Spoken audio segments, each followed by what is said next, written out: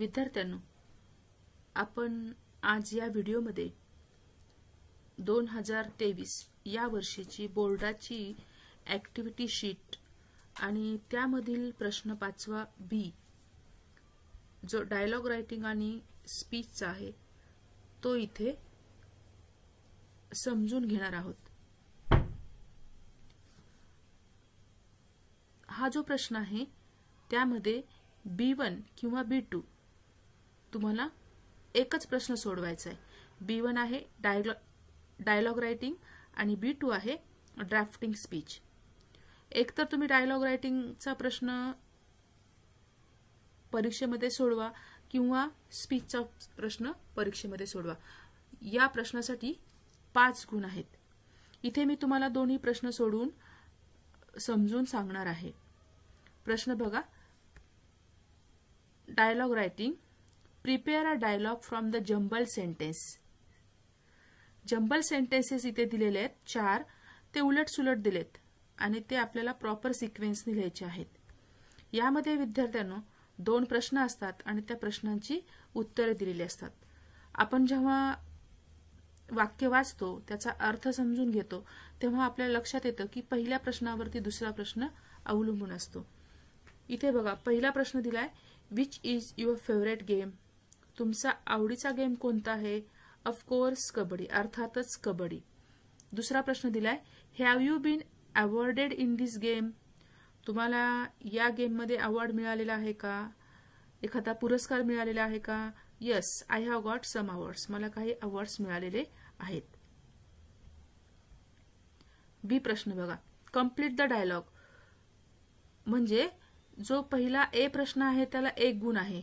जे jumble sentences दिलेले असतात ते प्रॉपर ऑर्डरने लिहायचे असतात त्याला 1 गुण आणि कंप्लीट द डायलॉग याला 1 गुण। यामध्ये 2 प्रश्न दिलेले असतात, त्या 2 प्रश्नांची उत्तर आपल्याला लिहायची असतात। Anil says which is your favourite book. Sunil says my favourite book is Agnipankh. Anil says what type of book is it. Sunil says it is an autobiographical book. म्हणजे इथे 2 प्रश्न विचारलेत आणि दोन्ही प्रश्नांची उत्तरं मी दिलेली आहेत। तुम्ही वेगळी उत्तरं इथे लिहू शकता की माझ्या आवडीचं पुस्तक अग्निपंख आहे आणि ते आत्मचरित्रपर पुस्तक आहे। त्यानंतर इथे सी प्रश्न आहे।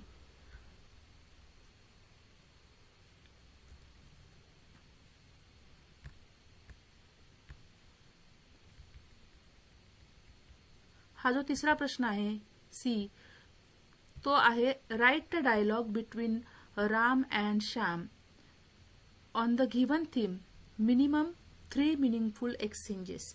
म्हणजे तुम्हाला इथे एक थीम दिलेली असेल आणि त्याच्यावरती कमीत कमी 3 अर्थपूर्ण असे एक्सचेंजेस लिहायचे आहेत आणि इथे तुम्हाला कॅरेक्टर सुद्धा दिलेले आहेत राम आणि श्याम। म्हणजे हा जो डायलॉग आहे तो राम आणि श्याम यांच्यामध्ये लिहायचा आहे आणि थीम काय दिलेली आहे? इम्पॉर्टन्स ऑफ एज्युकेशन, शिक्षणाचं महत्व। या प्रश्नाला 3 गुण आहेत, 3 मार्क्स आहेत। म्हणजे तुम्हाला डायलॉग रायटिंगचा जो क्वेश्चन आहे तो टोटल 5 मार्क्स आहेत। आता इथे बघा, राम सेज हे श्याम व्हॉट्स इन युअर माइंड। राम म्हणतो की श्याम तुझ्या मनात तरी काय आहे? श्याम म्हणतो I was just thinking about importance of education. मी फक्त इथे विचार करत होतो आपल्या शिक्षणाचे महत्व। राम म्हणतो what's the real purpose of education. मग खरा शिक्षणाचा हेतू काय आहे?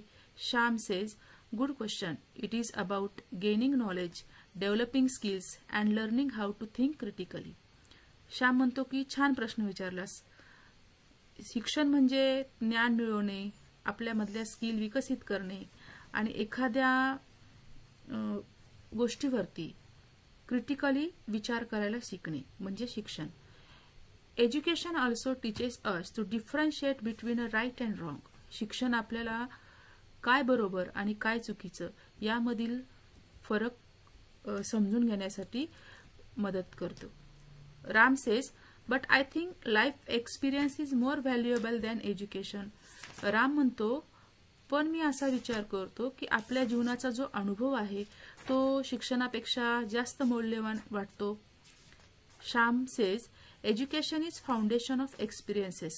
Education is not just about personal growth, but it is about contributing to society. Shyam म्हणतो, education is foundation of experiences. म्हणजे शिक्षण म्हणजे आपल्या अनुभवाचा एक भक्कम असा पायाच आहे आणि ज्यामुळे आपली पर्सनल ग्रोथ होते आणि ती आपण आपल्या सोसायटीला आपला जो विकास झालेला आहे त्याचं कॉन्ट्रीब्युशन आपण आपल्या सोसायटीला दिलं पाहिजे. Ram says, exactly. Shyam says, an educated person can bring positive changes in society. Remember, education is not just a phase, it's a lifelong journey.